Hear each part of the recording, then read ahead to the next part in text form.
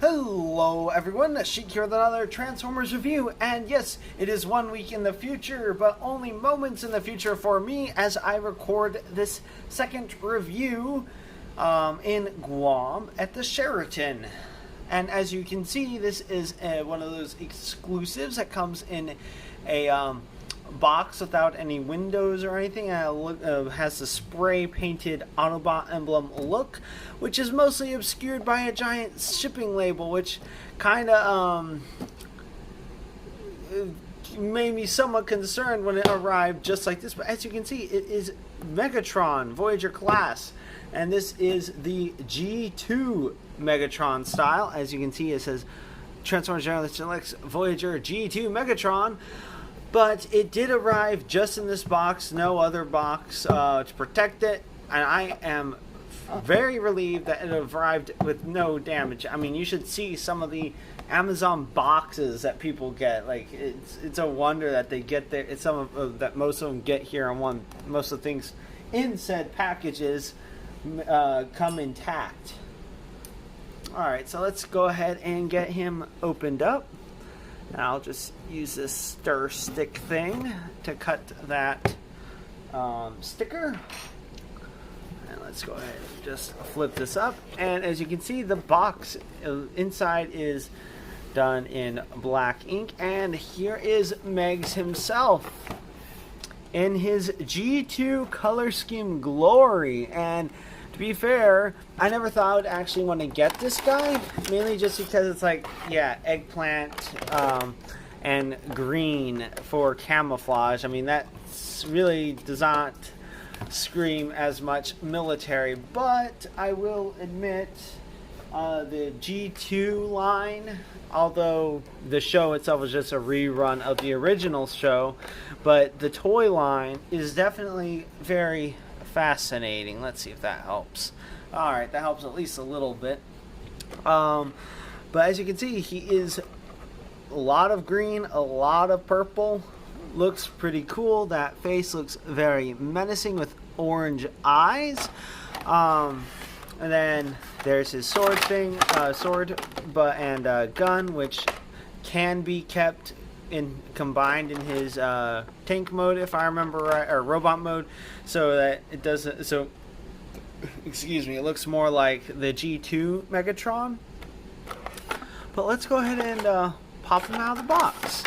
Let's go ahead and get his fusion cannon, which is done in a purple plastic. Not much to really say other than it's just another fusion cannon, just done purple.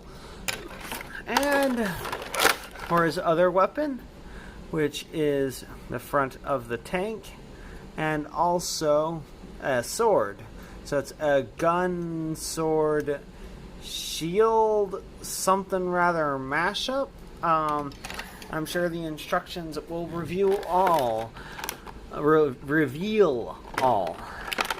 I guess one thing that is nice about him being in the box like that is that they didn't see the need to use all the plastic ties. That definitely did save me a lot of time getting him out of the box. Alright, he does feel pretty nice in hand. Very nice stiff hip joints. And let's see if we can get a good close up of that noggin. As you can see, he has flat gray for most of his face. The bright orange, hunter's orange for the eyes, black detailing for his brow, and then of course silver paint for the shell of his head. And of course it's on a ball joint, so it does do a full 360. You can look up about that far. You can't really look down much unless you count this part, which is likely just transformation. And it does have the ever so slightest waggly. And then of course there is the G1 Megatron-esque paneling. I never had G2 Megatron, so I don't know how accurate that is to G2 Megatron. And then of course the faux hammer for a gun. Definitely like the color scheme is really weird, but it works. It actually looks really cool. And then of course G2, I'm assuming G2 Decepticon logo. And then that's pretty much it for the detail, which is just camo. That's eggplant and green. And let's go ahead and finish up with the articulation. I do feel a little discombobulated recently, but I guess it's what being at sea for months will do to you. Anyway, full 360 at the shoulders. Can go out that far. Elbows are on a swivel. Biceps swivel. Arms can bend about that far forward on a very stiff friction joint. They don't go back at all, and the hand is not on a swivel at all. It just rotates like that. But that is for a transformation. And he does have hip rotation. Can't really quite go all the way unless you pop this up, and then you could get a full 360. But I think that's also possibly for transformation as well, as it positions it. It's just a really weird rotation. Anyway, get that back. Get that clip back into place. Legs can go forward that far. They can only go back about this far. A bit farther if you push it further back. And then he can do the full splits. And he gets about that much bend at the knee. And then, of course, as with most figures these days, which is definitely a plus, he does have ankle tiltage. And it also has a panel to fill in the gap. It doesn't have all the gap fillers, but it does have one more than usual, which is a welcome. Which is very welcome indeed. And then his feet can move about that far forward and back. So he does have a pretty decent range of articulation. So let's go ahead and put his fusion cannon on his arm where it belongs. Question is, should it be up here or down here? Definitely up to you whether or not you want to have it higher up or lower down. But that's where it shows it on the instruction booklet. Speaking of which, let's go ahead and take a look at that real quick. And as you can see, the shield or the turret, gun, and sword is supposed to be on this side of his arm. And it's supposed to be on his forearm. And that is pretty much it for robot mode and his accessories. Like I said, I'm going to take a look at the instructions and figure out how to have this put on him in robot mode, because this just looks really, really goofy. But I do, and I mentioned this, I do like how stiff his joints are. That's pretty nice.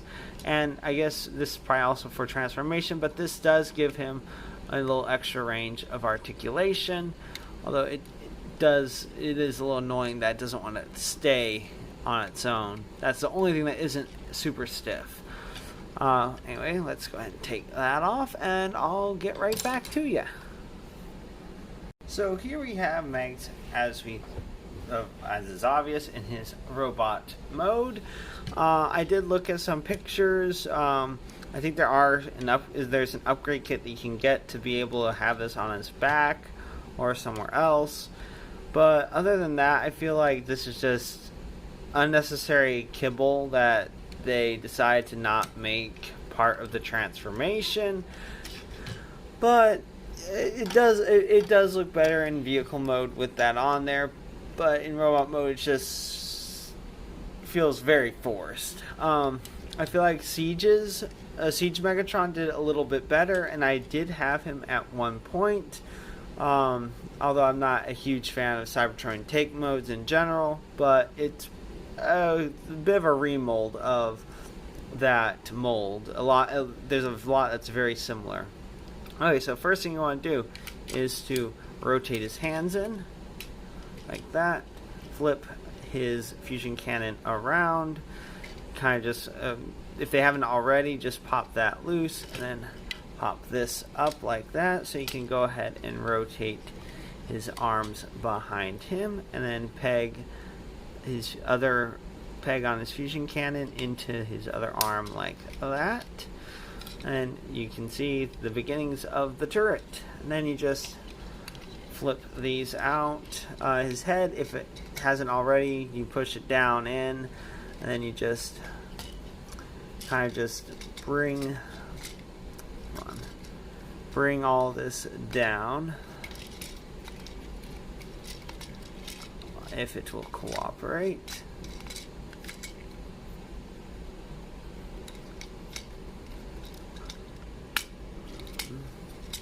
There we are, down like this, and you just then you push it all to you'll get these. I'll go ahead and turn on the light, and hopefully it doesn't blind or glare too much, but you get these tabs to go into these slots right here, as well as getting these tabs into these slots right here. And you might want to be careful of those. I haven't broken it yet, but it does, to me personally, comes off as kind of flimsy, and I don't like it. And also apparently did not get those tapped in properly. Every time I hear it click like a snap like that, it just makes me cringe a little bit, just thinking that, is it breaking? It's not breaking, but it feels like it should be breaking. But anyway, you get that clipped like so, and as you can see, you pretty much got the front of the tank done, and then of course got turret. Now it's all that's really left to do is the back end of the tank. Just rotate his hips around like that, then flip open these, and if you've already owned Siege Megatron, you'll definitely see the similarities. Make him do the splits, rotate down, and for a little bit of a tricky bit, because you don't want it to, this part to rotate, kind of want this to stay in place and have his thigh rotation kind of move instead, or else that this isn't going to close up right. But the mushroom peg is so stiff, it does not really want to cooperate very well. Yeah, it's not very cooperative. But if you can imagine, then you tab this into here, which also feels like it might break. And even so, I guess I didn't get quite lined up right. As you can see, it's like that rather than like this. And there we go, get that to clip into place. And then one thing that it says to do is like one of the last steps, but you can go ahead and probably just tab this one end into right here, like so. That's just a gap filler. I can't remember if Siege Megatron had a gap filler like that, but it definitely does make it look better, but also irks me a little bit that they didn't come up with another way to work around that issue.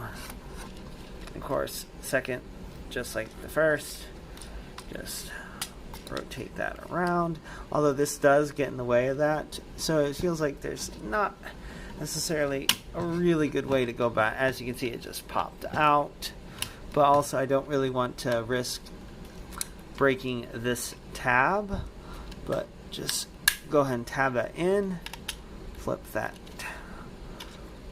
Of course, it's these thighs do not really want to cooperate, but as you can see now, it's yeah, there we go, now it's lined up.